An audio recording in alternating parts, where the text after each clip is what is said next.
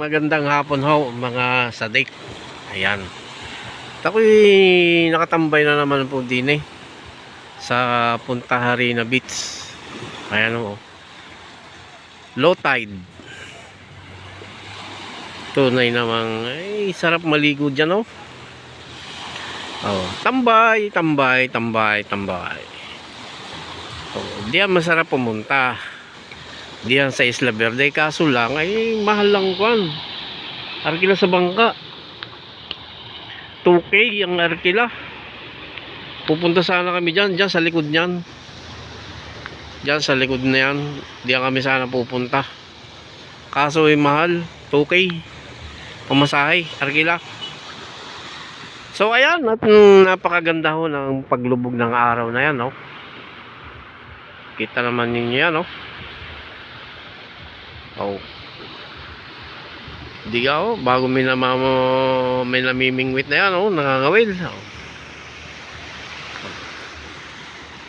Sabi ko naman sa inyo, napakasarap dito ng tumambay. Ayan, gaya ng bangkang yan. Matagal na yan nakatambay. At yan, mamaya papalaot na uli yan. Mangingisda na uli yan. Ayan. Oh. Doon sa may Bayanan Beach Resort ngayon, maraming naliligo ngayon. Ayan, tulad yan, oh. Tambay. Yun, nasa taas na yun, oh. Tambay.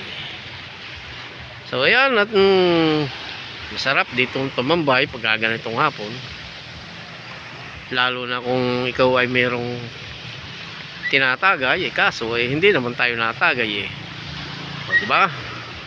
Makikita mo yan, no? Gaano kaganda niyan. At makikita mo yung paskat. Yan. Galing Calapan yan. Papunta ng Batangas. Ayan. Calapan to Batangas. Wala na kasi yung supercut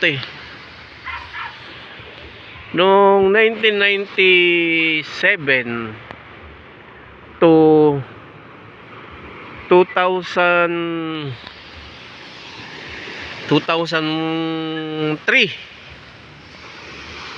may bumibiyahe dyan supercut. 45 minutes lang yan pamuhat Calapan to Batangas. Ayan, kasi ako ay dating empleyado ng Aboitiz Company. Ayan, kaya shoutout sa mga taga supercut diyan sa Cebu. Ayun, kisig naman, oh. Oh, di ba? Kisig yan. Oh.